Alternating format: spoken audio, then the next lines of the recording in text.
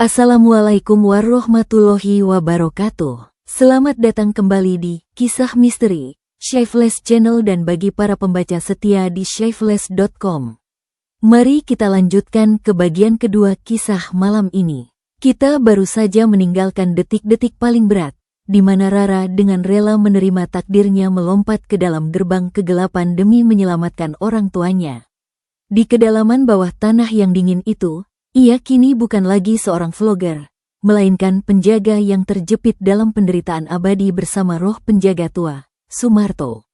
Namun, jangan kira bahannya sudah sirna. Di atas tanah, sang pengkhianat masih belum menyerah.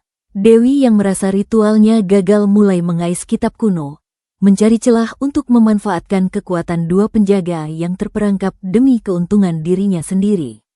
Konflik kini bergeser dari sekadar teror menjadi perang tarung antara niat suci dan ambisi buta, serta pertaruhan terakhir sebuah permintaan maaf yang mungkin tak pernah terdengar. Siapkan mental kalian, karena kisah ini belum berakhir di liang lahat. Masih ada konfrontasi di ambang dua dunia, waktu yang berputar selama puluhan tahun, dan sebuah warisan damai yang dibayar mahal dengan nyawa. Mari kita simak kelanjutannya. Kesadaran di kolong adalah pengalaman yang paradoks. Aku tidak memiliki tubuh fisik, tapi aku merasakan keberadaan. Aku seperti titik kesadaran yang terpancang di depan gerbang penderitaan, merasakan aliran tanpa henti dari kenangan sakit dan kemarahan. Waktu tidak linear, terkadang terasa berabad-abad, terkadang hanya sekejap. Sumarto, penjaga tua, adalah satu-satunya penghibur. Jiwa-jiwanya yang terpecah, sebagian terjebak di sini, sebagian di tubuh cangkang di atas, memberikannya kemampuan untuk sesekali melongok ke dunia atas. Dewi masih di sana, bisiknya suatu saat, suaranya seperti angin yang menyentuh pikiranku. Dia bingung, semua kamera mati, suara dari kolong berhenti. Dia tidak tahu ritual gagal atau berhasil. Apa yang dia lakukan? Tanyaku. Meski sebagian perhatianku tetap tertambat pada tekanan dari gerbang. Dia memasuki rumah, mencari jejakmu, tapi yang dia temukan hanyalah tubuh-tubuh kaku temanmu dan cangkangku. Tidak ada mayatmu, tidak ada arwah Hartono. Itu membuatnya ketakutan. Bagus, pikirku, biarkan dia merasakan ketidakpastian, biarkan dia takut. Tapi Sumarto melanjutkan, nadanya berubah. Ada sesuatu yang lain. Dia membawa sesuatu, sebuah kitab tua, dari rumah leluhurnya yang dia sembunyikan.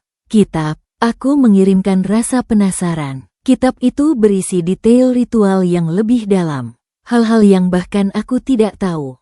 Dia membacanya dengan lampu senter, wajahnya penuh ketamakan. Aku merasakan gelombang kecemasan. Dewi sudah terlalu dalam. Bahkan setelah kegagalan ini, dia masih mencari cara untuk mendapatkan apa yang diinginkannya, kekuatan, penglihatan.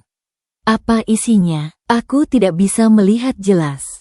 Tapi ada satu bagian tentang penjaga ganda. Jika ritual 5 jiwa gagal, tapi gerbang telah disentuh oleh niat murni seorang penjaga baru, maka ada jalan lain untuk membuka kekuatan. Jalan lain, jantung jiwaku berdebar kencang. Dia perlu menyatukan dua penjaga, yang lama dan yang baru, dalam sebuah ritual kecil. Itu akan memberinya akses terhadap penglihatan, tanpa perlu menyelesaikan kutukan 50 tahun. Menyatukan, bagaimana? Dengan membawa salah satu dari kita, secara fisik atau spiritual, ke dunia atas, dan melakukan upacara di titik tengah, di rumah itu. Itu berbahaya. Jika Dewi berhasil menyatukan kami, dia bisa mengakses energi gerbang tanpa menanggung bebannya. Dia bisa menjadi semacam medium yang kuat, dan siapa tahu apa yang akan dia lakukan dengan kekuatan itu. Dan prosesnya bisa melemahkan sumbatan yang baru saja kubuat. Kita harus menghentikannya, kataku. Kita terjebak di sini, Rara. Kecuali, Sumarto terdiam lama. Kecuali jika kita menggunakan satu-satunya kelebihan kita adalah bagian dari tempat ini. Kita bisa mempengaruhi mimpi, mengirim pesan, mimpi, Kepada siapa? Kepadanya, atau kepada orang lain yang masih punya ikatan dengan tempat ini. Orang lain? Siapa lagi? Kemudian, aku teringat, desa Kolong Mayit masih ada. Pasti ada orang tua atau tetua yang tahu sesuatu, yang mungkin takut tetapi juga muak dengan kutukan ini. Apakah ada seorang tetua di desa? Seseorang yang mungkin menentang ritual ini diam-diam? Sumarto berpikir, ada. Mbah Sastro. Dia adalah kakek dari keluarga yang tinggal di ujung desa. Dia pernah mencoba membakar rumah ini puluhan tahun lalu, tapi dihalangi oleh keluarganya sendiri yang takut pada balasan. Dia mungkin simpati. Itulah harapan kita. Tapi bagaimana cara mencapai mimpi seorang tua di desa, sementara kita terjebak di kolong? Kita perlu energi, kata Sumarto. Energi dari gerbang ini sendiri. Berbahaya, tapi mungkin bisa dilakukan. Jika kita secara bersamaan, kau dan aku, fokus pada satu nama, satu wajah, dan menarik sedikit energi negatif, lalu mengubahnya menjadi gema yang bisa menyentuh alam bawah sadarnya, itu mungkin seperti bisikan dalam mimpi. Risikonya besar. Memainkan energi kutukan bisa memperkuat gerbang, atau membuat kita terserap lebih dalam. Tapi membiarkan Dewi melanjutkan rencananya mungkin lebih berbahaya. Ayo lakukan, kataku. Ajari aku. Sumarto membimbingku. Kami berdiri, berhadapan di depan gerbang, mengabaikan teriakan dari dalam. Kami fokus pada satu nama, Mbah Sastro. Sumarto, dengan ingatannya yang lama, membayangkan wajah seorang lelaki tua dengan mata tajam dan kerutan dalam. Lalu, dengan hati-hati, seperti menciduk air dengan tangan dari sungai yang deras, kami menarik seberkas energi hitam dari semburan gerbang. Rasanya seperti menyentuh inti dari semua rasa sakit di dunia. Aku menjerit dalam diam, tapi bertahan. Energi itu kami pegang, dan dengan niat kami coba warnai dengan pesan sederhana. Rumah Hartono. Dewi Wijaya. Kitab. Hentikan. Malam ini. Lalu, seperti melemparkan batu ke kolam, kami lepaskan energi itu, mengarahkannya ke atas, menembus lapisan tanah, menuju desa yang tidur. Kami roboh, kelelahan, menyentuh energi itu langsung melemahkan kami. Sumbatan di gerbang bergetar, dan untuk sesaat, kabut hitam menyembur lebih kuat sebelum akhirnya tertahan lagi. Sudah, bisik Sumarto, lemah. Sekarang kita hanya bisa berharap. Di sebuah rumah kayu sederhana di ujung desa Kolong Mayit, Mbah Sastro terbangun terengah-engah. Mimpi buruk lagi, tapi ini berbeda. Bukan hanya gambar-gambar mengerikan dari mayat bergantung. Ini ada pesan, jelas. Seperti ada yang berbisik di telinganya. Rumah Hartono, Dewi Wijaya. Kitab. Hentikan. Malam ini, dia duduk di tempat tidurnya, jantung berdebar kencang. Dewi Wijaya, itu nama gadis kota yang beberapa hari lalu bertanya tentang sejarah desa. Dia datang dengan sekelompok anak muda.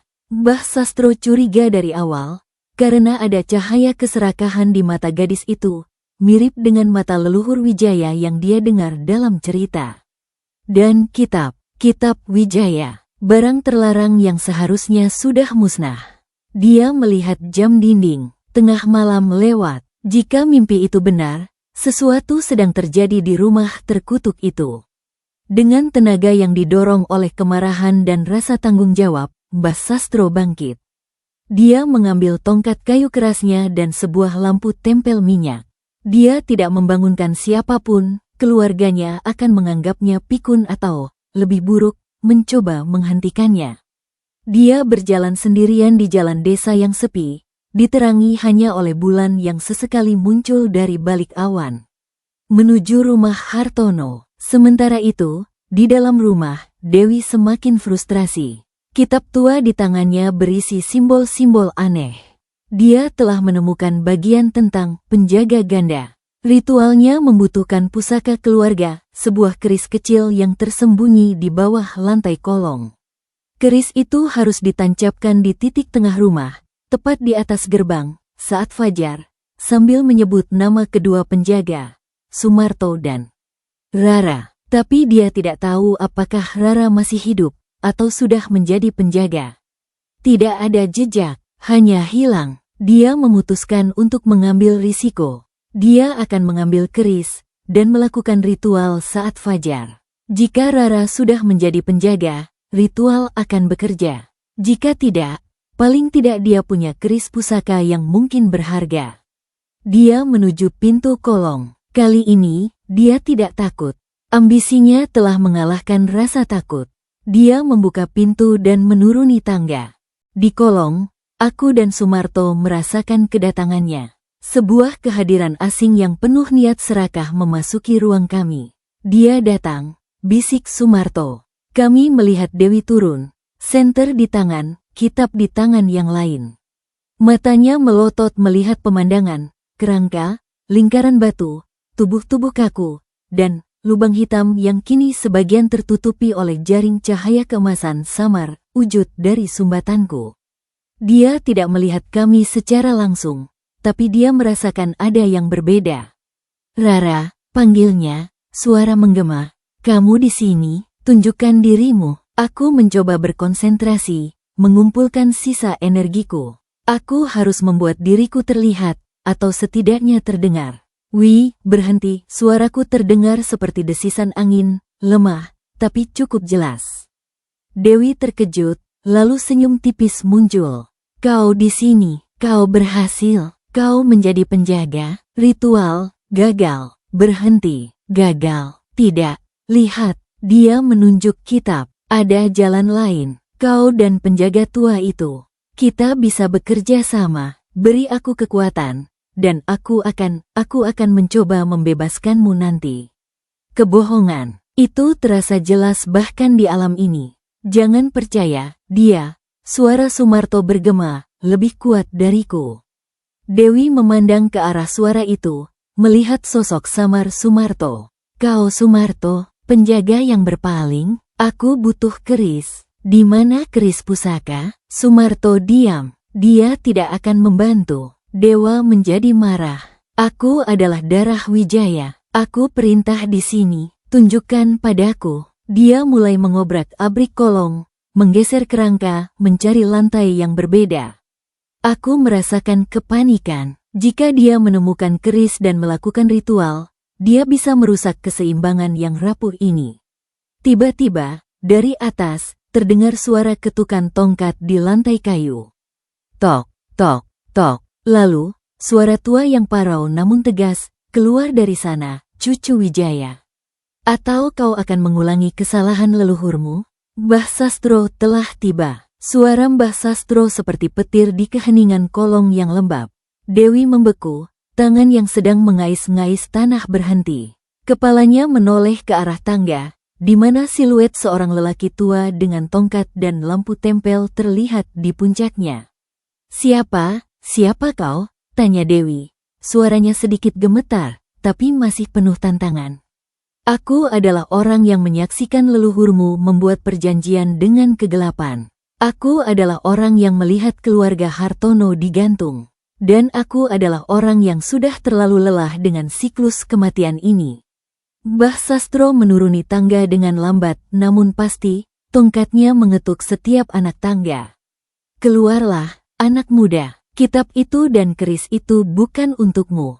Dewi berdiri tegak, wajahnya keras. Ini warisan keluarga saya, dan saya di sini untuk menyelesaikannya. Untuk mengakhiri kutukan, dengan menjadi seperti mereka, dengan mengambil kekuatan dari penderitaan. Mbah Sastro kini sudah berdiri di lantai kolong, lampu tempelnya menerangi wajahnya yang keriput dan mata yang tajam. Dia memandang sekeliling, melihat tubuh-tubuh kaku, dan akhirnya, matanya tertuju pada lubang hitam dan cahaya keemasan samar di depannya. Dia mengangguk pelan, seolah memahami. Sudah ada yang berkorban, sudah ada yang menutup lubang ini. Kau mau membukanya lagi? Saya tidak akan membukanya, saya akan mengendalikannya, teriak Dewi. Ambisinya membuatnya buta. Dengan kekuatan dari sini, saya bisa menjadi yang terhebat. Saya bisa menunjukkan pada dunia bahwa yang gaib itu nyata, dan berapa banyak lagi yang harus mati untuk membuktikan itu. Suara Mbah Sastro menggelegar, penuh kewibawaan tua. Leluhurmu juga berpikir begitu. Hasilnya, kutukan yang membelenggu keturunannya sendiri dan memakan orang tak bersalah setiap 50 tahun. Dewi menggigit bibir. Konflik batin terlihat di matanya, antara keinginan akan kekuatan dan kenyataan kekejaman yang dia hadapi. Tapi tampaknya, keinginan itu lebih kuat. Kau tidak mengerti, saya sudah menderita karena kutukan ini. Penyakit aneh, mimpi buruk. Ini hak saya untuk membebaskan diri. Bebas dengan memperbudak orang lain? Itu bukan kebebasan, itu keegoisan. Mbah Sastro melangkah mendekat. Berikan kitab itu. Tidak. Dewi mundur, memeluk kitab itu erat. Matanya liar, mencari jalan keluar. Lalu, dia melihat sesuatu di sudut, di balik sebuah tiang batu, sebuah kotak kayu kecil yang hampir tertutup tanah. Keris pusaka. Dengan gerakan cepat, dia menyambar kotak itu. Jangan, teriak Mbah Sastro dan suara Sumarto bersamaan. Tapi terlambat, Dewi membuka kotak. Di dalamnya, terbaring sebuah keris kecil dengan pamor berkilau aneh di bawah cahaya lampu. Bilahnya berwarna hitam kebiruan, dan gagangnya diukir dengan bentuk ular yang melingkar. Saat dia menyentuhnya, sebuah getaran kuat mengalir melalui kolong. Lubang hitam berdenyut lebih kencang. Jaring cahaya keemasan, sumbatanku, bergetar hebat. Aku merasakan sakit yang tajam, seperti ada yang mencabik jiwaku. Rasakan, teriak Dewi, histeris. Dia masih ada di sini, Rara. Dia terhubung, ritualnya bisa dilakukan. Mbah Sastro melihat ke arah lubang, dan untuk pertama kalinya, seolah-olah dia bisa melihat wujud samarku. Matanya penuh belas kasihan. Anak malang, kau telah melakukan lebih dari yang seharusnya.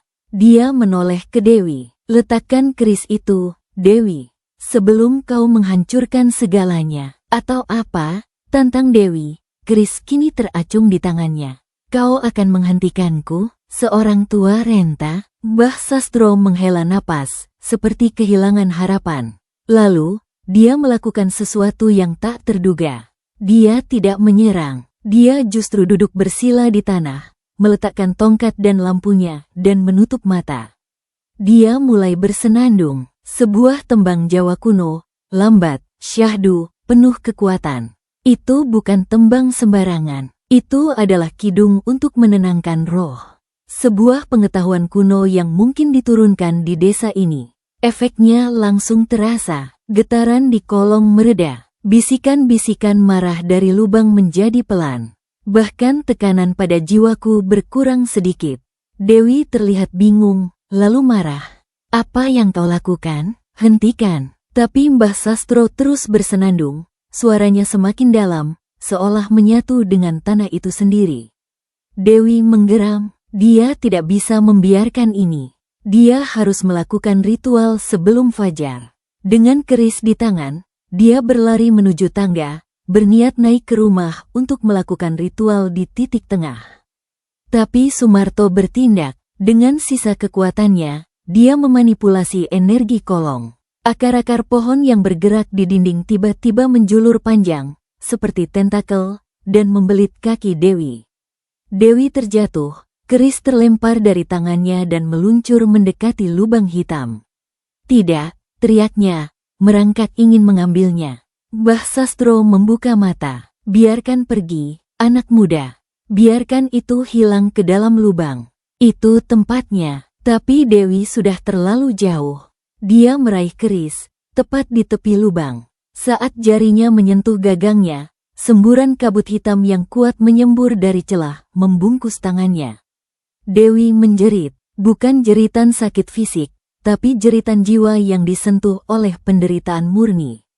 Matanya melotot, melihat sesuatu yang mengerikan, mungkin semua kematian yang pernah terjadi di tempat ini. Dia menarik tangannya, tapi kabut itu seperti lengket.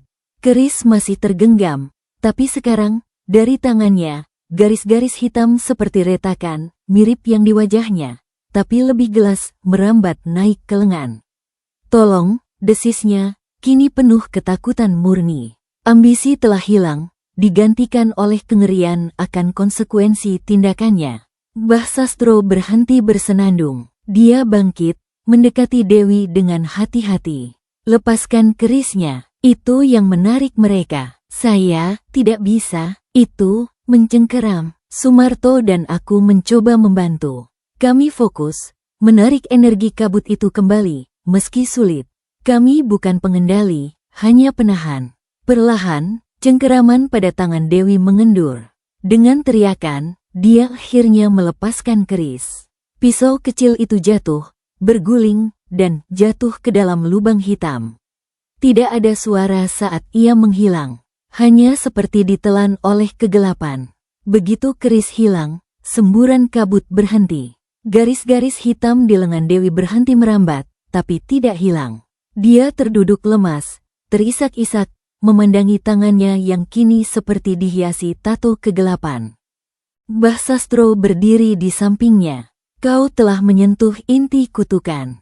Itu akan tinggal bersamamu, sebuah pengingat. Dewi menangis. Apa yang terjadi pada saya? Kau akan hidup, tapi mungkin tidak seperti sebelumnya. Kau akan merasakan ketidaknyamanan. Mungkin melihat bayangan. Itu konsekuensi. Dia menoleh ke arah lubang, ke arahku dan Sumarto yang tak terlihat. Dan kalian, penjaga, apakah kalian bisa pergi sekarang? Sumarto menjawab, suaranya hanya terdengar oleh Mbah Sastro dan mungkin Dewi.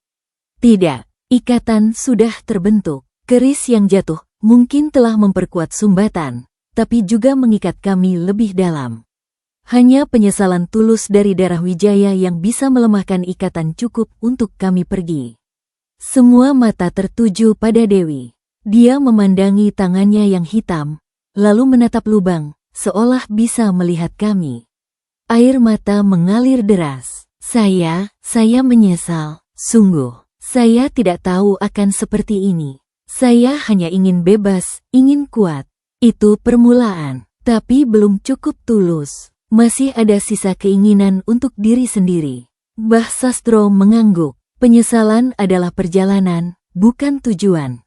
Bawa pulang penyesalanmu, rawatlah. Dan mungkin, suatu hari nanti, dengan tindakanmu menebus kesalahan, ikatan ini bisa terlepas. Dia membantu Dewi berdiri. Sekarang, kita harus pergi. Fajar hampir tiba, dan kita harus mengurus mereka. Dia menunjuk tubuh-tubuh kaku Ardi, Dimas, Danang, dan tubuh cangkang Sumarto. Apa yang terjadi pada mereka? Tanya Dewi. Jiwa mereka terjebak di antara, seperti kami, tapi lebih lemah. Jika ikatan utama terlepas, mereka mungkin bisa kembali. Atau, menemukan kedamaian, jawab Sumarto. Mbah Sastro memandang kolong untuk terakhir kali, matanya berbinar. Aku akan menutup tempat ini. Untuk selamanya, aku akan memimpin warga desa untuk menimbun kolong ini, dan merobohkan rumah ini. Mungkin dengan itu, siklus akan terputus. Itu kabar baik, tapi aku dan Sumarto, kami akan tertimbun hidup-hidup dalam artian tertentu. Lakukan, kata Sumarto. Itu yang terbaik. Lindungi desamu. Mbah Sastro mengangguk, hatinya berat. Lalu, dia memandang ke arahku. Terima kasih, anak muda. Desa ini berutang nyawa padamu. Namamu akan kukenang, meski tidak akan kuceritakan pada siapapun. Dengan bantuan Mbah Sastro, Dewi yang masih lemah dan terguncang naik ke atas. Mereka juga membawa satu persatu tubuh kaku teman-temanku dan tubuh Sumarto. Sebelum pergi, Dewi menoleh ke belakang, ke arah kolong. Rara, maafkan aku. Lalu, mereka pergi, meninggalkan kolong yang sunyi, hanya ditemani kerangka-kerangka dan lubang hitam yang kini lebih tenang, dijaga oleh dua penjaga yang terjebak. Aku dan Sumarto tinggal sendirian di kegelapan, mendengar suara di atas, suara palu, linggis, dan kemudian, suara tanah berjatuhan menutupi pintu kolong. Cahaya dari atas perlahan menghilang. Udara semakin pengap. Kami tertimbun, tapi kami masih ada, dan tugas kami tetap sama. Menahan gerbang, merasakan penderitaan, dan berharap suatu hari, penyesalan yang tulus akan membebaskan kami. Fajar di dunia atas menyingsing, menerangi rumah tua Hartono untuk terakhir kalinya sebelum dirubuhkan. Sementara di bawah tanah, dalam kegelapan abadi, dua jiwa berjaga, menjadi bagian dari mitos desa Kolong Mayit, sebuah desa yang akhirnya bisa tidur nyenyak, berkat pengorbanan dari seorang gadis yang hanya ingin menjadi terkenal, tapi malah menjadi legenda yang tak dikenal. Kegelapan setelah tertimbun total berbeda. Sebelumnya, masih ada akses, pintu, tangga, sisa-sisa hubungan dengan dunia atas. Sekarang, hanya tanah padat, batu, dan akar yang mengurung kami. Tekanan fisik tidak kami rasakan, karena kami bukan tubuh, tapi tekanan pada jiwa justru semakin nyata. Seolah-olah seluruh berat tanah desa Kolong Mayit sekarang menindih sumbatan yang kami jaga. Waktu benar-benar kehilangan makna, tidak ada siang atau malam, hanya keabadian yang statis, dipotong oleh gelombang kenangan menyakitkan dari gerbang penderitaan yang terus berdenyut di hadapan kami. Aku belajar untuk bernapas dalam irama yang berbeda, menarik energi negatif saat gelombang datang, menahannya sebisa mungkin, lalu melepaskannya kembali ke dalam lubang yang telah menyusut, namun tidak pernah benar-benar tertutup. Sumarto adalah guru dan temanku. Dalam keabadian ini, dia bercerita tentang hidupnya. Dia adalah penjaga ketujuh dari garis Wijaya, yang hidup sekitar 150 tahun lalu. Dia memberontak karena jatuh cinta pada seorang gadis dari desa tetangga, yang akan dijadikan korban dalam ritual. Dia menggantikan posisi gadis itu, masuk ke kolong dengan sukarela, berharap bisa menghentikan ritual. Tapi yang terjadi, seperti yang kualami, dia terjebak. Kekasihnya itu akhirnya menikah dengan orang lain, hidup dan mati tanpa pernah tahu pengorbanannya. Cintanya membuatku kuat bertahan di awal, bisiknya dalam kegelapan. Tapi bahkan cinta bisa memudar setelah puluhan tahun kesendirian. Yang tersisa adalah kebiasaan. Dan kemudian, tujuan. Apa tujuanmu sekarang? Tanyaku. Sama denganmu, Rara. Menjaga. Dan berharap suatu hari, tidak ada lagi yang perlu dijaga. Percakapan kami adalah satu-satunya penghiburan. Kami berbagi kenangan indah kami, dia tentang masa kecil di desa, tentang bau hujan pertama, tentang rasa nasi liwet hangat. Aku tentang kota, tentang musik, tentang film, tentang rasa kopi kekinian yang mahal. Kami membangun dunia imajinasi bersama, sebuah ruang di antara pikiran kami, di mana ada cahaya, warna, dan kehangatan. Tapi selalu ada gangguan, teriakan dari gerbang, jeritan jiwa-jiwa yang terluka. Kadang, sebuah kenangan yang sangat kuat menerobos, dan kami terpaksa mengalaminya bersama-sama, seorang anak yang kehilangan ibunya, seorang suami yang melihat istrinya diperkosa lalu dibunuh. Penderitaan itu tak terhindarkan. Itu adalah bagian dari tugas kami. Aku belajar untuk tidak melawan penderitaan itu, tapi juga tidak tenggelam di dalamnya. Aku belajar menjadi saluran, merasakannya, mengakui keberadaannya, lalu melepaskannya kembali, tanpa membiarkannya menggerogoti inti jiwaku. Itu sulit. Banyak kali aku hampir hilang, hampir larut dalam lautan keputusasaan. Tapi Sumarto selalu ada, menarikku kembali, mengingatkanku pada niat awalku, melindungi. Mereka yang kau lindungi, mereka hidup, katanya suatu saat aku hampir menyerah setelah gelombang yang sangat brutal. Orang tuamu, teman-temanmu, mereka tidak tahu, tapi mereka aman karena kau di sini. Itu adalah kemenangan kecil, pertahankan itu. Pikiran tentang orang tuaku memberiku kekuatan. Aku berharap mereka tidak terlalu menderita karena kehilanganku.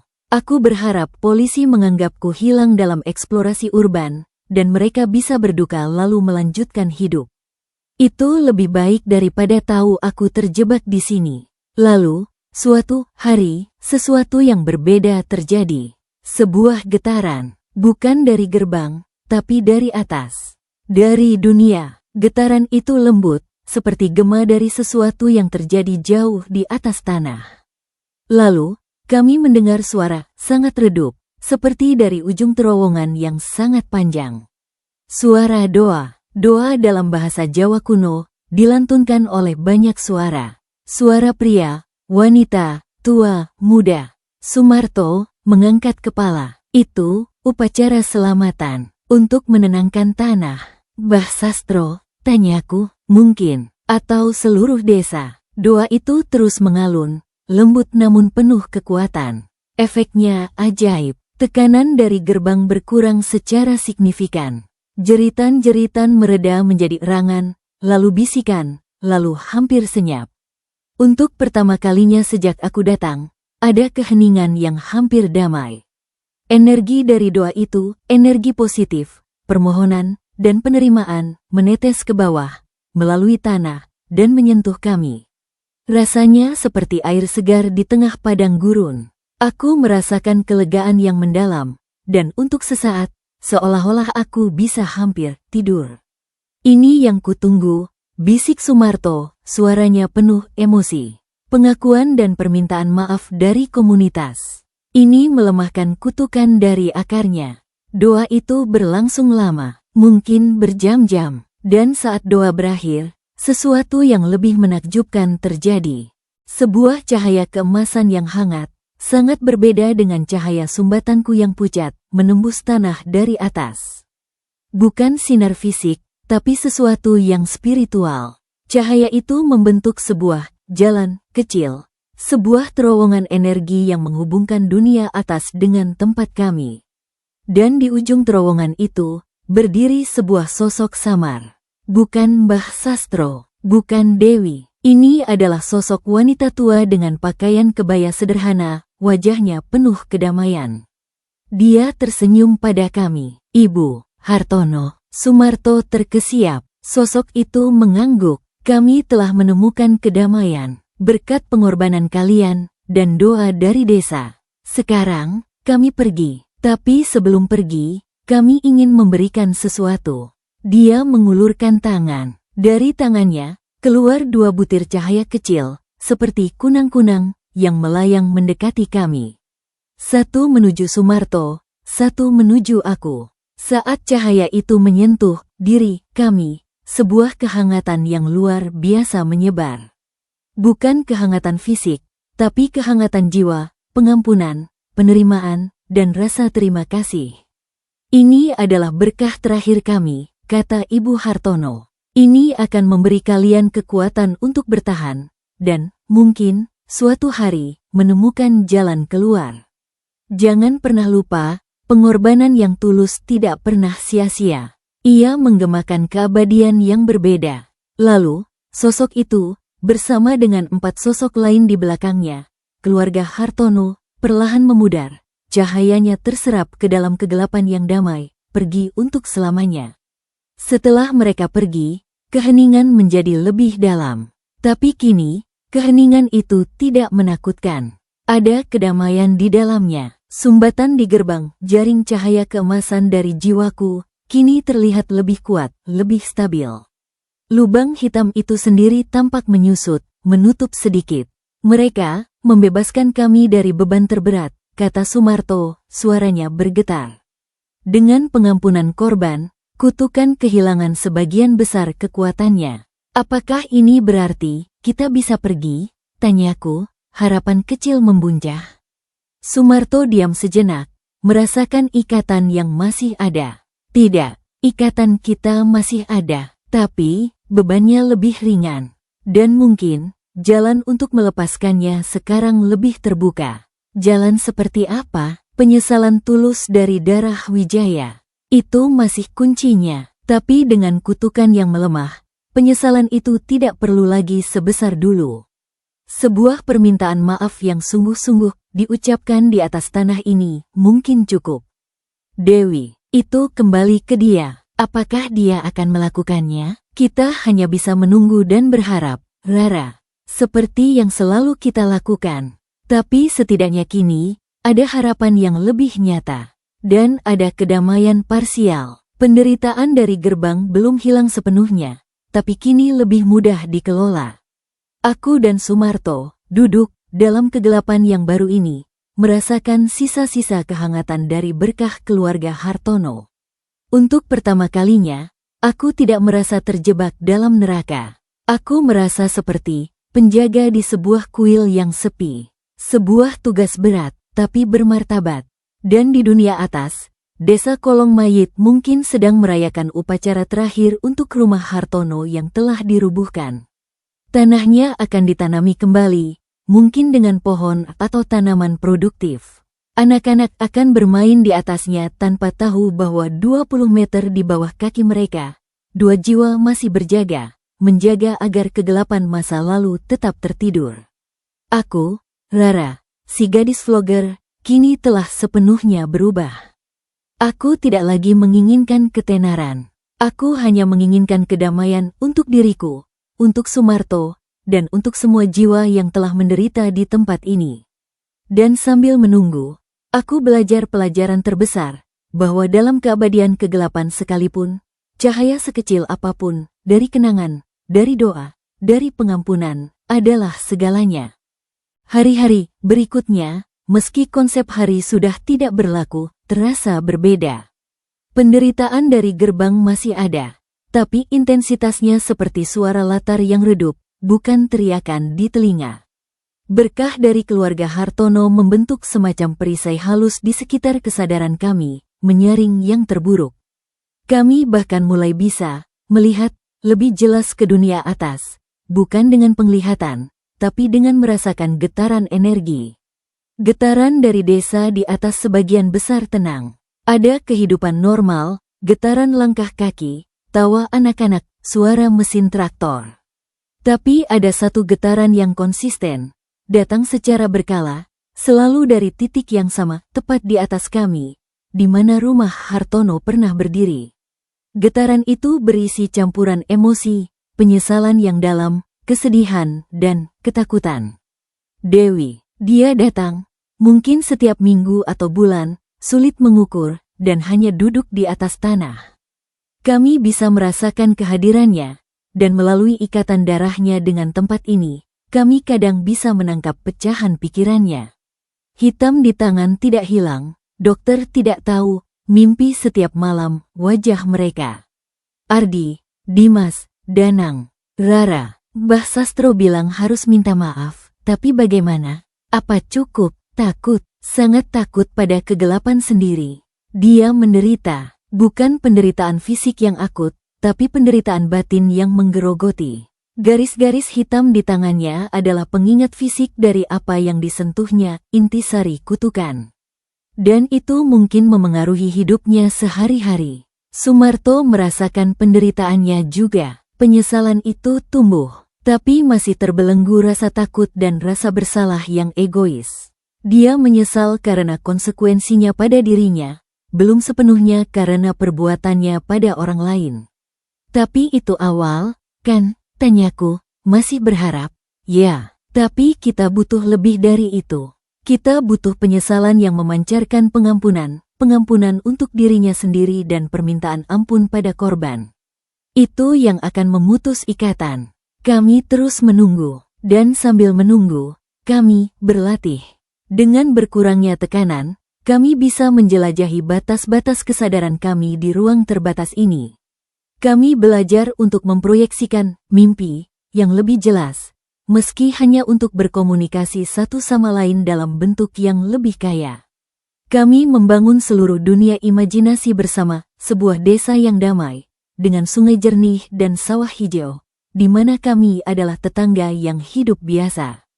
Itu adalah pelarian mental yang vital. Suatu saat, getaran dari atas berubah. Bukan hanya Dewi, ada getaran lain bersamanya, sebuah getaran yang lebih tua, lebih bijaksana, dan penuh keteguhan. Mbah Sastro, kami memusatkan perhatian, mencoba menangkap apa yang terjadi. Di atas gundukan tanah yang kini ditanami pohon pisang muda, Dewi dan Mbah Sastro duduk di atas tikar. Dewi menangis, memegangi tangannya yang masih di balik sarung tangan. Mbah Sastro berbicara pelan. Dia bertanya padanya apakah dia siap, bisik Sumarto, menerjemahkan getaran itu. Dia bilang, doa desa telah menenaskan tanah, tapi dua jiwa penjaga masih terjebak. Hanya permintaan maaf tulus dari darah Wijaya yang bisa membebaskan mereka. Kami mendengar, merasakan tangisan Dewi yang semakin menjadi. Lalu, sebuah keputusan. Dia melepas sarung tangannya. Di bawah sinar matahari, kami bisa merasakan kehangatannya. Garis-garis hitam di tangannya terlihat jelas, seperti akar pohon gelap yang menjalar hingga ke siku. Dia meletakkan telapak tangannya di tanah. Lalu, dia mulai berbicara. Awalnya pelan, lalu semakin lantang, penuh isak. Aku, Dewi Wijaya, keturunan dari orang-orang yang mengkhianati desanya sendiri, meminta maaf. Aku minta maaf pada arwah yang dikubur di tanah ini, yang penderitaannya kami manfaatkan. Aku minta maaf pada keluarga Hartono yang menjadi korban kebodohan leluhurku. Aku minta maaf pada Ardi, Dimas, Danang yang kuperdaya dan kukorbankan untuk ambisiku. Dan aku minta maaf padamu, Rara, sahabatku, yang kukhianati, yang kau berikan kepercayaan padaku dan aku gunakan untuk menjerumuskanmu ke neraka ini. Aku tidak berharap diampuni. Tapi jika ada sesuatu yang bisa kulakukan, tolong, beritahu aku. Aku akan melakukan apapun. Air matanya menetes ke tanah. Dan sesuatu terjadi. Garis-garis hitam di tangannya mulai memudar. Perlahan, dari ujung jari, warna hitam itu surut, seperti tinta yang ditarik kembali, meninggalkan kulit yang pucat tapi bersih. Dewi terkesiap, melihat perubahan itu. Mbah Sastro mengangguk, matanya berkaca-kaca. Tapi yang lebih penting bagi kami adalah apa yang terjadi di bawah. Getaran dari kata-kata Dewi penuh penyesalan, pengakuan, dan permintaan maaf tanpa syarat menembus tanah seperti gelombang keemasan murni. Lebih kuat dari doa desa, lebih personal, lebih menyentuh. Gelombang itu menyentuh sumbatan kami, menyentuh jiwa kami langsung. Rasanya seperti pembebasan, ikatan yang mengikat kami ke gerbang, yang terasa seperti rantai besi di jiwa, mulai bergetar. Lalu, satu persatu, mata rantainya melemah, berkarat, dan patah. Ini dia, teriak Sumarto, suaranya penuh sukacita yang tak terperi. Ini yang kita tunggu, aku merasakan hal yang sama, sebuah kelegaan yang luar biasa, seperti beban raksasa yang diangkat dari pundak. Cahaya keemasan dari sumbatanku, yang selama ini menahan gerbang, mulai berubah. Dari jaring yang tegang, ia berubah menjadi cahaya yang lembut, lalu mulai menarik diri, melepaskan diri dari bibir lubang hitam. Lubang hitam itu sendiri, dengan hilangnya penahan, mulai menutup. Bukan dengan ledakan, tapi dengan pelan, seperti luka yang akhirnya sembuh. Semburan kabut hitam berhenti total. Jeritan terakhir terdengar, bukan kemarahan, tapi seperti erangan kelegaan, lalu senyap. Gerbang penderitaan menutup, kegelapan di kolong berubah. Bukan lagi kegelapan yang terasa hidup dan mengancam, tapi kegelapan biasa, kegelapan tanah kosong yang damai. Dan kami, aku dan Sumarto, merasakan diri kami terlepas. Tidak lagi terpanjang. Kami bisa bergerak bebas di ruang terbatas ini. Kita, bebas, tanyaku, tidak percaya. Dari ikatan dengan gerbang, ya, jawab Sumarto. Tapi kita masih di sini, terjebak secara fisik, atau lebih tepatnya, secara spiritual, di ruang ini. Tapi tanpa gerbang yang aktif, mungkin ada jalan keluar. Dia memandang ke atas, ke arah tanah yang menimbun kami. Dengan energi dari permintaan maaf itu, dan dengan gerbang yang tertutup, kekuatan yang menahan kita di sini sangat lemah. Kita mungkin bisa naik ke dunia atas, sebagai apa? Sebagai roh. Mungkin sebagai arwah yang bebas. Atau, mungkin kita bisa menemukan jalan untuk benar-benar pergi ke alam berikutnya. Itu pilihan, tinggal di dunia sebagai roh yang bebas, atau terbatas, atau melanjutkan perjalanan ke kehidupan setelah kematian, apapun bentuknya. Aku memikirkan orang tuaku, aku ingin mereka bahagia, melanjutkan hidup. Jika aku muncul sebagai roh, bahkan hanya untuk sekilas, itu mungkin membuka luka mereka lagi. Atau membuat mereka terobsesi. Dan aku sendiri, aku lelah.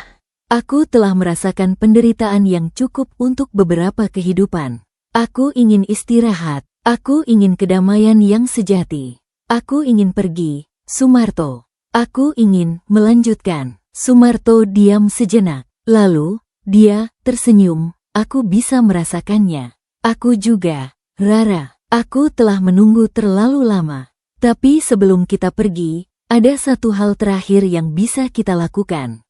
Sebuah pesan perpisahan. Untuk Dewi, untuk dia, dan untuk dunia. Dengan sisa energi dari permintaan maaf Dewi dan berkah keluarga Hartono, kami berkonsentrasi.